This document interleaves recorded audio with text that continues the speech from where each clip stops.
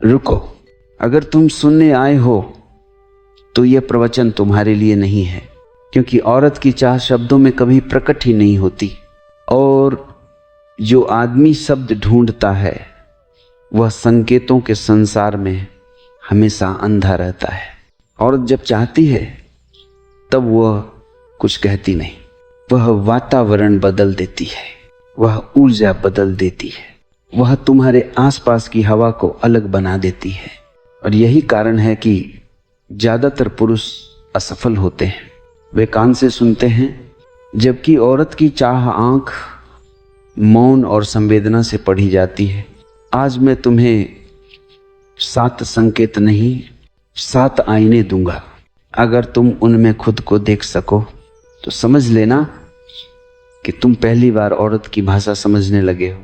पहला संकेत, औरत की चाह तब शुरू होती है जब वह तुम्हारे सामने खुद को सुरक्षित नहीं बल्कि स्वतंत्र महसूस करने लगती है। ध्यान देना, सुरक्षा और स्वतंत्रता में फर्क है। सुरक्षा में वह बंद होती है, स्वतंत्रता में वह खुलती है। जिस मर्द के सामने औरत को खुद को साबित नहीं करना पड़ता, जिसके सामने उसे अभिनय नहीं करना पड़ता, जिसके सामने वह चुप रह सकती है, वहीं से चाह का जन्म होता है। और ये संकेत शब्दों में नहीं आता, ये आता है उसके रुक जाने में, उसके जल्दी न जाने में, उसके बेवजह वहां रहने में। दूसरा संकेत, औरत की चाह तब जागती है जब वह तुम्हारे सामने खुद को देखा हुआ महसूस करती है, ना कि परखा हुआ। अधिकतर पुरुष औरत को देखते नहीं, वे उसका मूल्यांकन करते हैं। सुंदर है या नहीं, काम की है या नहीं, दे सकती है या नहीं। लेकिन जिस पल औरत महसूस करती है कि तुम उसे बदलना नहीं चाहते, उसी पल वह अंदर से हिल जाती है। वह अचानक ज्यादा बोलने लगती है या अचानक बहुत चुप हो जाती है। दोनों संकेत हैं, क्योंकि चाह शोर नहीं मचाती, वह या तो मौन बनती है या प्रवाह। तीसरा संकेत, औरत की चाह तब प्रकट होती है जब वह तुम्हारे सामने अपना नियंत्रण ढीला करती है। ध्यान रखना, औरत कमजोर नहीं होती, वह नियंत्रण में रहती है हमेशा।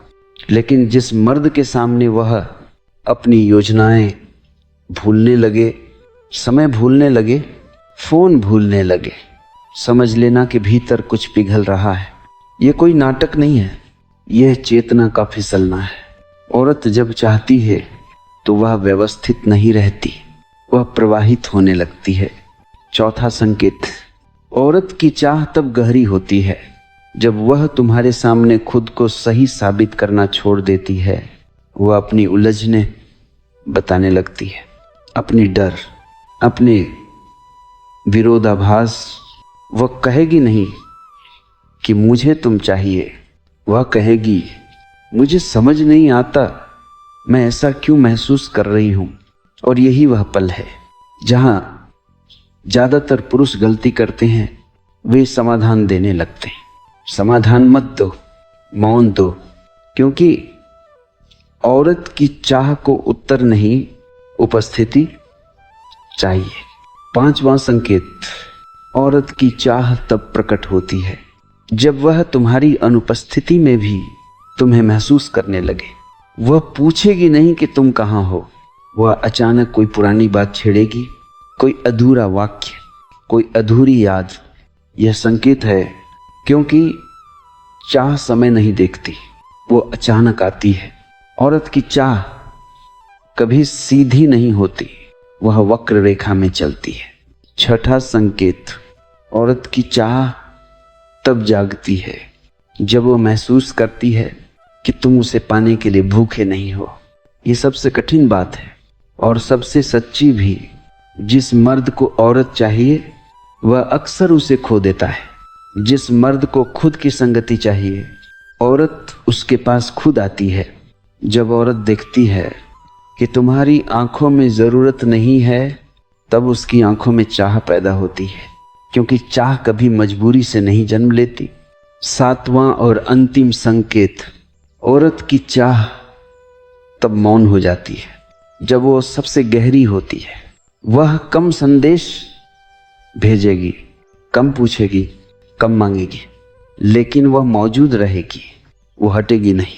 ये वह बिंदु है जहाँ चाह शब्दों से आगे निकल जाती है, जहाँ आकर्षण मन से उतरकर चेतना में प्रवेश करता है। अब सुनो आखिरी बात, औरत की चाह कोई तकनीक नहीं है, कोई ट्रिक नहीं है, कोई फॉर्मूला नहीं है। वह एक प्रतिक्रिया है तुम्हारी शांति की, तुम्हारी स्थिरता की, तुम्हारी संपूर्णता की।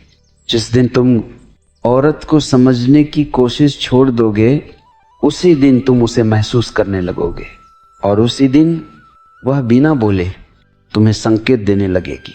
क्योंकि चाह बोलती नहीं, वह प्रकट होती है मौन में। अब एक बात समझ लो, औरत की चाह को समझना किसी औरत को पाने का रास्ता नहीं है, ये खुद को खोने का रास्ता है। क्योंकि जिस दिन तुमने औरत की चाह को साधने की कोशिश की, उसी दिन तुम उससे नीचे गिर गए। औरत ऊपर देखना चाहती है, बराबर नहीं, नीचे तो कभी नहीं।